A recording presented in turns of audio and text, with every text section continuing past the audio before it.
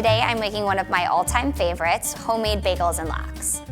I chose to make bagels and lox today because growing up I spent a lot of time visiting family in New York, and it seemed like we would always eat bagels and lox when we were here. I'm really excited to share this recipe with people at home. I think that bagels and lox are so much easier to make and more customizable than people realize. The first step in curing salmon is to toast your spices and grind them. So today we did pink peppercorn, juniper berries, and allspice. So once our spices are toasted and ground up, we'll chop a bunch of fresh dill. I usually include the stems.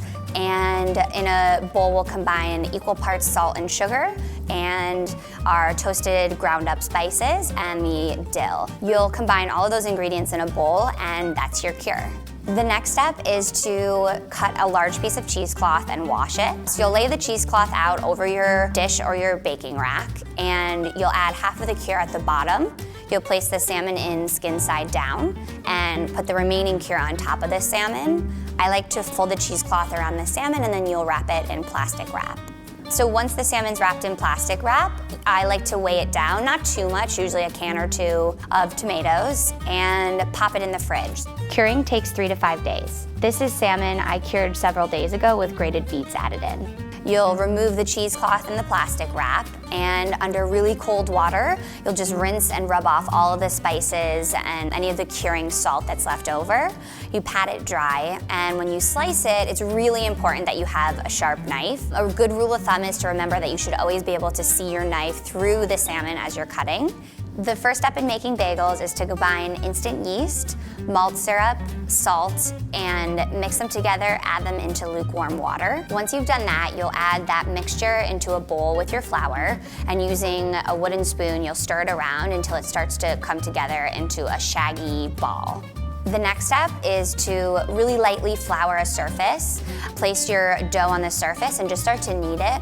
Anywhere from 5 to 7 minutes is great. It should feel pretty tacky and stiff. It's definitely not a wet dough. The next step is adding your kneaded dough to a lightly oiled bowl, covering it with plastic wrap and letting it sit at room temperature for about an hour. A typical bagel is about 4 ounces, so sometimes I like to pop out a scale just to make sure all the bagels are somewhat even in weight so that they cook at the same time. There are 2 different ways to do bagels. The first is to roll them out into about an 8-inch rope, and using your hand wrap the rope around, just sort of creating a crease by rolling the dough on the counter. The second option is to sort of create a cup with your hand and roll the dough into a ball. Pinch a hole in the center of the dough, stretching it out. Once your bagels have been rolled out, you'll transfer them to a lightly oiled sheet tray. And I like to take some oil in my hands and brush the top of the bagels as well.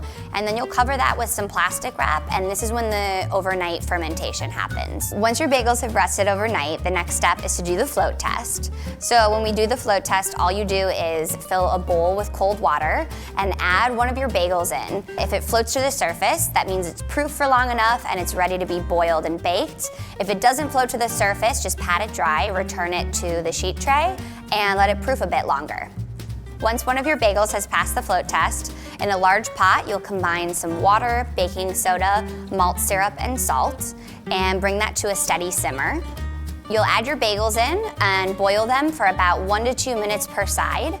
2 minutes would put them more on the chewier side, 1 minute is a little bit less. Once your bagels have boiled on either side, you'll remove them from the water, shaking off any excess, and add them to that pre-oiled baking sheet. You'll top them immediately. Some people recommend adding an egg wash to have the topping stick, but if you top them right away, things will stick on just fine. Once your bagels have been boiled, they're ready to bake. So we keep the oven at about 450 degrees. You'll transfer your bagels to the oven. I like to keep them in the lower third. And they bake for about 8 minutes for the first half. After 8 minutes, it's good to remove them, rotate the pan, switch it around in the oven a bit, just so they're browning evenly on all sides. And then you'll bake them a little bit longer, usually about 8 to 10 more minutes. Once your bagels are done, you can take them out of the oven and let them cool on a wire rack, just so that they cool underneath as well. To safely slice the perfect bagel, you can cut it through halfway on its side, flip it upright, and cut the rest of the way through the bottom that way. For the toppings, we did a really simple chive cream cheese. So just added a little salt and pepper to some good cream cheese with some chives, my personal favorite. We sliced some cucumbers. I like to use a mandolin to thinly slice red onion and radish, just to keep it nice and thin. I don't want anything to take away from the cream cheese, the bagel, and the lox flavor. We have some lemon wedges just for a little squeeze of brightness, some dill. We also have some capers and caper berries, which are also favorites of mine, and beefsteak tomatoes. It's a perfect breakfast, it's a perfect lunch, it's a perfect dinner, and I just hope that this inspires people at home to try it out themselves.